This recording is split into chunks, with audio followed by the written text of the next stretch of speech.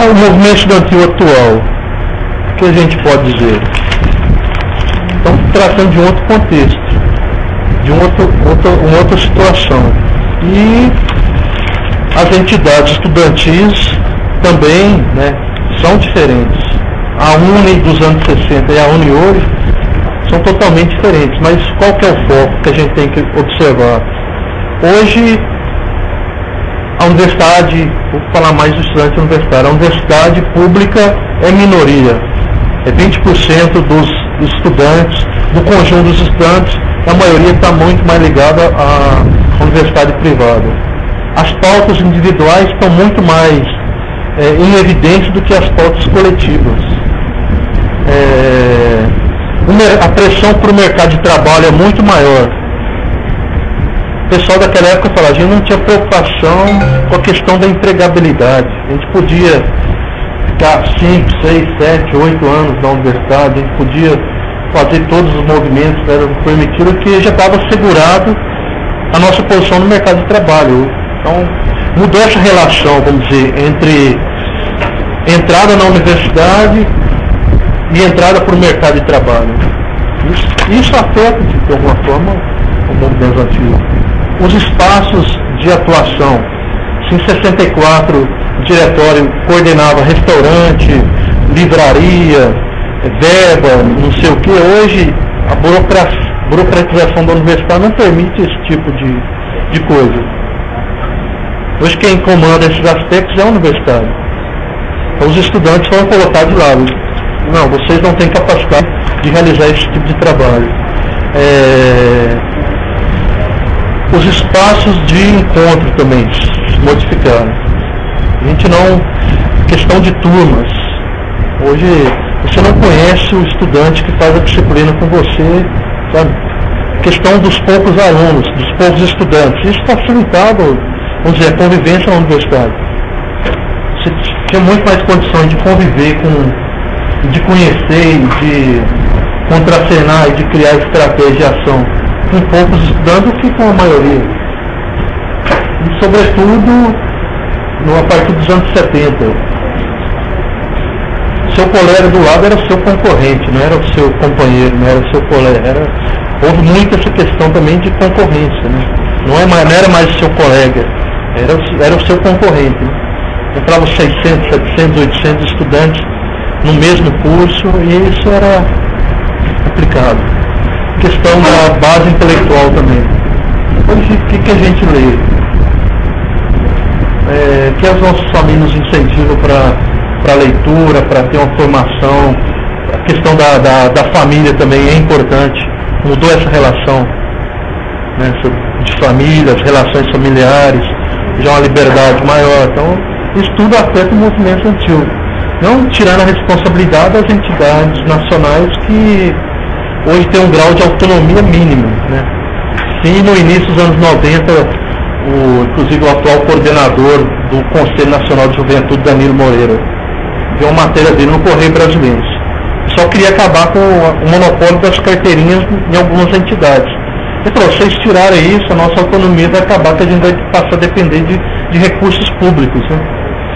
Aí o que a gente vê hoje, uma UNE que é chapa branca, está lá hoje no Jornal do Comércio, a matéria que todos os analistas, todos os ex-líderes do movimento estudantil reconhecem isso, tá? O movimento estudantil hoje é chapa branca, não tem autonomia nenhuma. Ou seja, se venderam, estão muito ligados a certos partidos políticos, a certos grupos, e isso afeta a base estudantil, que é o centro acadêmico, é o diretório acadêmico, é o DC. Essas entidades não vão à universidade, conhecem muito mais os palácios governamentais do que os campos universitários. Isso afeta o movimento estudantil. Sobretudo a UNE, que está há mais de 10 gestões sob o domínio do mesmo grupo político, que se reveza, que Gustavo Peta, que é cunhado de Orlando Silva, que foi do movimento estudantil lá em 97, a atual presidente da UNE, Manuela Dávila, a Lúcia, que foi do Rio Grande do Sul, que teve a amiga Manuela Dávila, que depois Lúcia veio para São Paulo, Manuela virou deputada, sabe? Então é uma questão muito de família, né? Muito do mesmo grupo, há espaços para quem é de outros grupos, quem é de outras juventudes, quem é de outros movimentos. Então isso atrapalha. E o Estado, infelizmente, apoia esse tipo de coisa, né? Quem tem mais recursos? Une, porque é ligado a gente. Quem tem mais apoio? É une.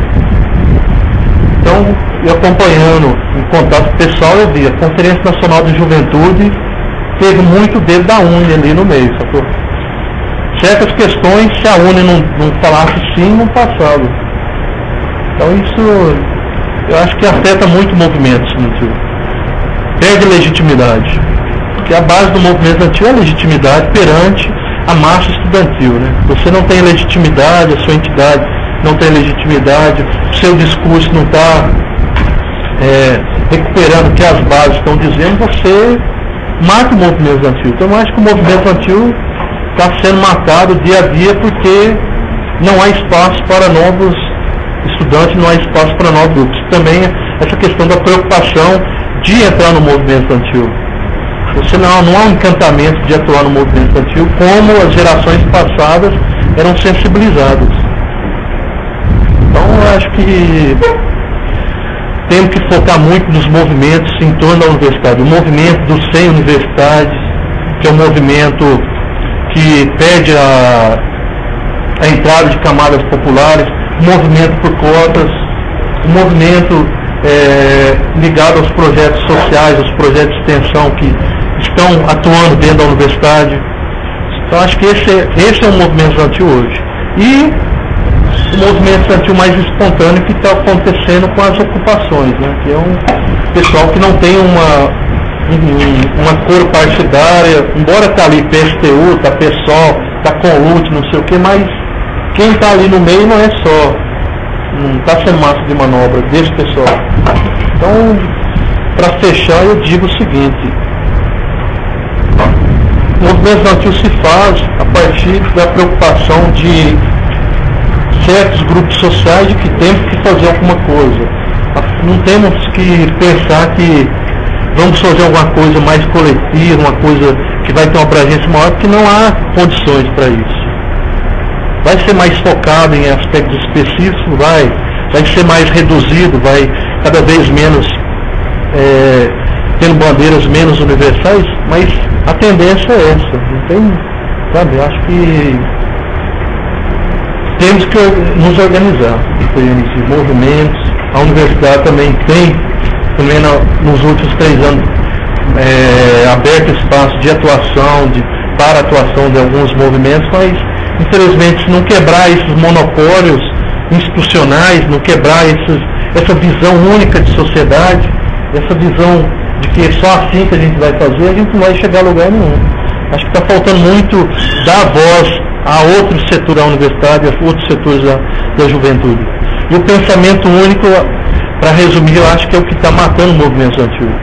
A gente achar que é só a partir de certas instituições como o UNE, como o UBS, e esquecendo que o movimento estudantil quem faz são os estudantes, não as entidades.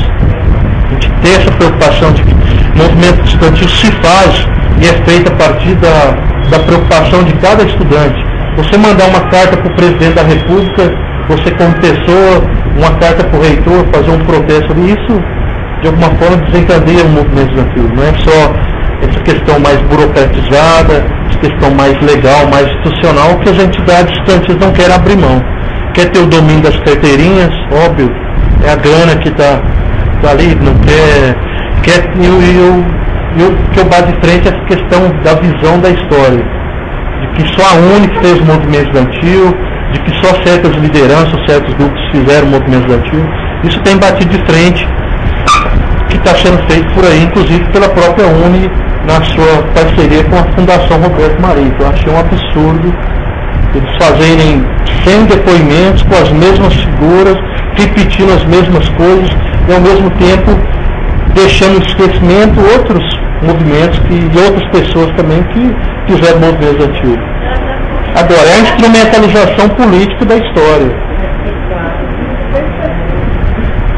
Agora, o nosso projeto, vocês não estão diante de Memórias Estudantis. Eu comprei um livro de R$60. Eu ia trazer aqui, mas eu vou trazer, vai me dar já.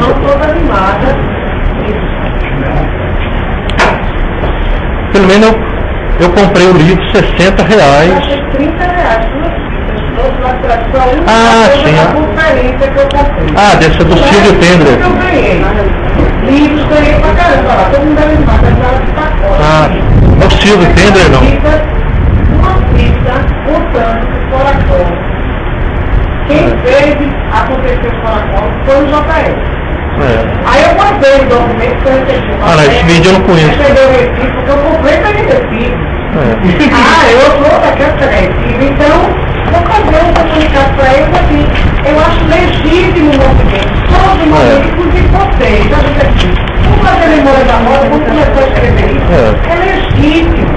Não é legítimo, é a gente dizer que somos nós os únicos que fizemos a mudança do país. Isso é que está errado. Porque dizer que foi o JF que fez o Collor levar o impeachment. Isso é horrível, porque o candidato é uma política para doutrinar. Da minha, o que eu fiz para doutrinar. Agora, só uma coisa antes de interromper, não me esqueça. Esse livro chamado Memória Estudantis, que tem um projeto da UNE, Memória do Movimento Estudantil.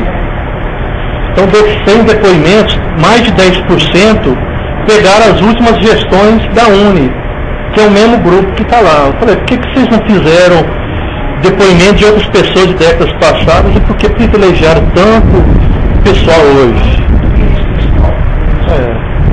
Então, começa de Orlando Silva, do Lindeberg, que é 91, por aí, até Gustavo Peta, que não tem nenhuma contribuição para a memória do movimento estudantil. Mas é aquele negócio familiar que eu falei para vocês. Inclusive na eleição da UNE, no dia que escolheu a Lúcia, né, o nome dela ia ser divulgado, juntou a cúpula da UJS, lá em São Paulo, com o pessoal de fora que queria entrar para pôr outros nomes, para discutir. Ou seja, geralmente o pessoal impõe o nome, não, nossa presidente vai representar